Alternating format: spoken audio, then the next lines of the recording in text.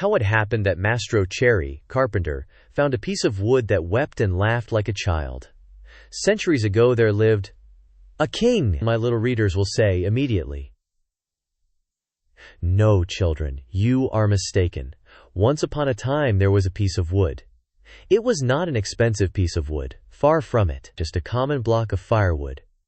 One of those thick, solid logs that are put on the fire in winter to make cold rooms cozy and warm.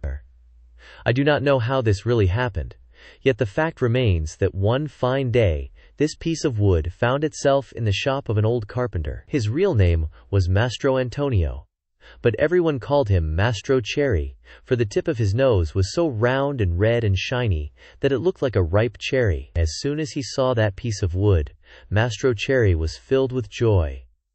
Rubbing his hands together happily, he mumbled half to himself, "This has come in the nick of time. I shall use it to make the leg of a table." He grasped the hatchet quickly to peel off the bark and shape the wood. But as he was about to give it the first blow, he stood still with arm uplifted, for he had heard a wee little voice say in a beseeching tone, "Please be careful. Do not hit me so hard." What a look of surprise shone on Mastro Cherry's face. His funny face became still funnier. He turned frightened eyes about the room to find out where that wee little voice had come from, and he saw no one. He looked under the bench.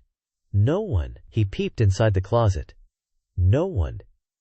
He searched among the shavings. No one. He opened the door to look up and down the street, and still no one. "Oh, I see," he then said, laughing and scratching his wig. "It can easily be seen that I only thought I heard the tiny voice say the words. Well, well, to work once more." He struck a most solemn blow upon the piece of wood. "Oh, oh, you hurt!" cried the same faraway little voice. Mastro Cherry grew dumb. His eyes popped out of his head, his mouth opened wide, and his tongue hung down on his chin. As soon as he regained the use of his senses, he said, trembling and stuttering from fright, "Where did that voice come from, when there is no one around? Might it be that this piece of wood has learned to weep and cry like a child? I can hardly believe it. Here it is, a piece of common firewood, good only to burn in the stove, the same as any other. Yet, might someone be hidden in it? If so, the worse for him. I'll fix him." With these words he grabbed the log with both hands and started to knock it about unmercifully. He threw it to the floor, against the walls of the room, and even up to the ceiling. He listened for the tiny voice to moan and cry. He waited 2 minutes, nothing. 5 minutes, nothing. 10 minutes, nothing. "Oh, I see," he said, trying bravely to laugh, and ruffling up his wig with his hand. "It can easily be seen. I only imagined I heard the tiny voice. Well, well, to work once more." The poor fellow was scared half to death, so he tried to sing a gay song in order to gain courage.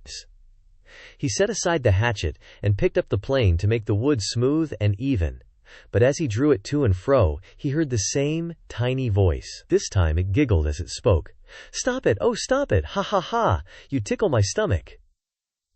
This time poor Mastro Cherry fell as if shot. When he opened his eyes, he found himself sitting on the floor. His face had changed. Fright had turned even the tip of his nose from red to deepest purple.